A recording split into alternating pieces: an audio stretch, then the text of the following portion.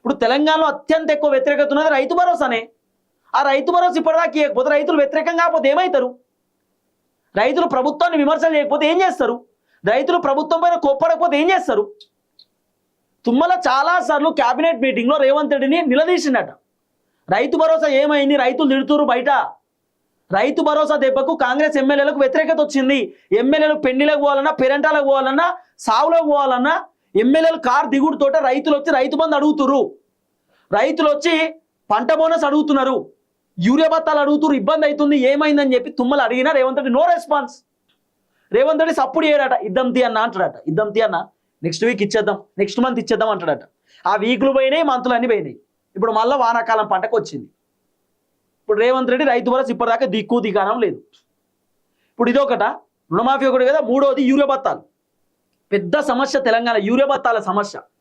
ఇప్పుడు యూరియా బత్తాలు ఏమన్నా తినే భోజనమా ఏమన్నా? రైతులు బాగా చదువుకునేటోళ్ళు ఉంటారా? అంటే బీటెక్ చేసిన వాళ్ళు, డిగ్రీ చేసిన వాళ్ళు ఉంటారా రైతులు? రైతన్నలు కొంతమంది చదువుకున్న వాళ్ళు ఉంటారు, చదువు లేనటువంటి వాళ్ళే ఉంటారు ఎక్కువ. ఇప్పుడు మన ఊళ్ళో అందరూ వ్యవసాయం చేసే వాళ్ళకి బాగా చదువు వస్తుందా? చదువుకొని ఉంటారు. చిన్నప్పుడు 5వ తరగతో 10వ తరగతి దాకా చదువుకొని ఉంటారు. వాళ్ళకు యాప్లలో బుక్ చేసుడు తెలియదు చాలామందికి. మా నాన్నకు కూడా తెలియదు యాప్లో బుక్ చేయడం. స్టార్టింగ్లో మా నాన్న కూడా చదువుకున్నాడు, కానీ ఆ బుకింగ్ ఎక్కి మా నాన్నకి ఎక్కడ తెలుస్తుంది? ఎప్పుడో చదువుకున్నాడు, ఊర్లు ఉంటాడు. ఆయన ఎప్పుడైనా జొమాటో బుక్ చేసిండా, స్విగ్గీ బుక్ చేసిండా, ఫుడ్ బుక్ చేసిండా? చేయలే కదా. రేవంత్ రెడ్డి ప్రభుత్వం యూరియా బత్తాలు బుక్ చేసుకున్నాడు పెట్టిరు యాప్లో. ఆ యూరియా బత్తాల బుకింగ్ చాలా మందికి తెలియదు, రైతులకు రాలే. బీఆర్ఎస్ గవర్నమెంట్ ఉన్నప్పుడు, కేసీఆర్ ఉన్నప్పుడు ఒక ఆటో డ్రైవర్ పోతుంటే ఆ డ్రైవర్ని ఆపి ఆయనకు ఒక 5-6 వేల రూపాయలు ఇచ్చి ఒక 10 బత్తాలు పట్టుకురమ్మంటే ఆయన గ్రోమర్ సెంటర్ పోయి ఆటో కిరాయి ఇస్తే ఆ పైసలు ఆడ కట్టి వాళ్ళ పేరు మీద పట్టుకొని వచ్చేటోడు, ఇంటికాడ వేసేటోడు బత్తాలు.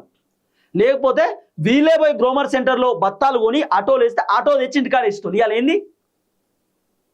బుక్ చేసుకోవాలన్నట. ఆన్లైన్లో బుక్ చేసుకుంటే ఆ గ్రోమర్ సెంటర్ కాడికి పోయి వీళ్ళే తీసుకొని రావాలన్నట. ఆన్లైన్లో బుక్ చేస్తే గ్రామ పంచాయతీలకు బత్తాలు వస్తే ఆడికెళ్ళి ఇంటికాడికి తీసుకోపోవాలన్నట. ఏంది తమాషా? ఇంత ఘోరంగా ఉంటుందా?